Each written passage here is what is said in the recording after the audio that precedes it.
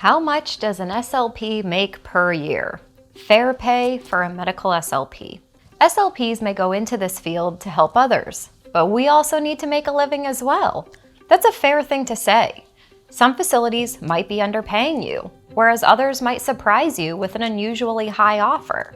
So let's talk numbers, personal choices, and priorities specific to medical SLP salaries. Let's dive in. I'm Theresa Richard. I've been a medical speech pathologist for 15 years. I'm a board-certified specialist in swallowing and swallowing disorders. I'm the founder and CEO of the MedSLP Collective and MedSLP Education.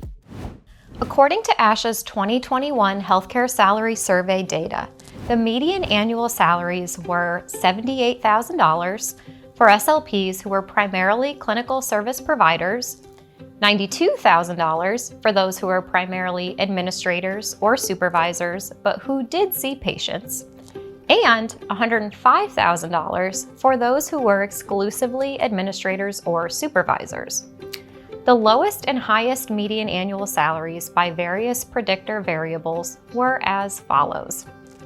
By facility type, $77,000 in outpatient clinics or offices, $91,000 in skilled nursing. By geographic region, $79,830 in the Northeast and $90,000 in the West. By years of experience, $64,000 for SLPs with 1 to 3 years of experience and $95,000 for SLPs with 25 or more years of experience. Now, those are just the cold hard facts.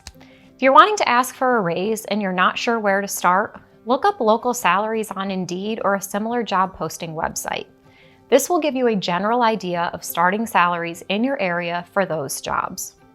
I remember I lived in one state where the SLPs all made very high salaries. Then I moved to another state that actually had a much higher cost of living, and the salaries were absolutely atrocious. I say this because you might have trouble advocating for a huge raise if that just isn't what the market bears in that area. Of course, salaries are important, but I think it's very important for you to decide what you want your career to look like. The unpopular question you should ask yourself first is what type of job or setting or career would leave you completely fulfilled? I say this because I know plenty of SLPs that have left for higher paying jobs, but it wasn't in the area or facility they specifically wanted to work in.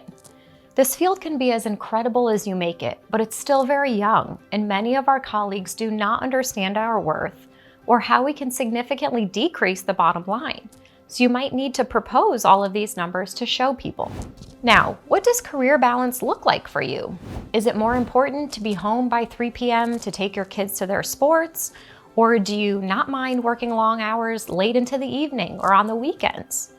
Would you rather have very consistent hours, or do you mind working a riskier position with a much higher paying travel position?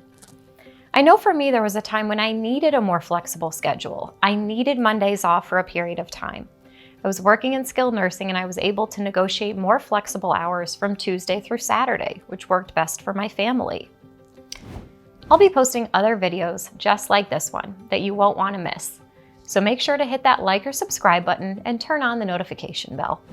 Everybody's money mindset is different, and what might seem like a lot to you may seem like a little to someone else with a large family to support or a high cost of living.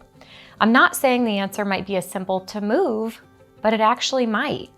I moved from an area of a very low cost of living to one with a very high cost, and I realized I needed to get back to an area with a lower cost of living. There's so many other things to consider as well. Take-home pay, taxes, cost of insurance, paid time off, continuing education allotment, days off for continuing education, reimbursement for your commute, etc. Many times SLPs will just look at the dollar amount, which that's fine, but there's also many other things that you might spend money on that come out of different human resources funds that might actually make more than just an increase in hourly pay. So sit down and write out all of those different things that are important to you. And by including those in your proposal, you might be able to get some more of those fringe benefits added in than just a small percentage raise. For more support with salary and contract negotiations, join the MedSLP Collective at medslpcollective.com/enroll where we have a robust and vibrant community of SLPs and mentors to help you navigate these tough times.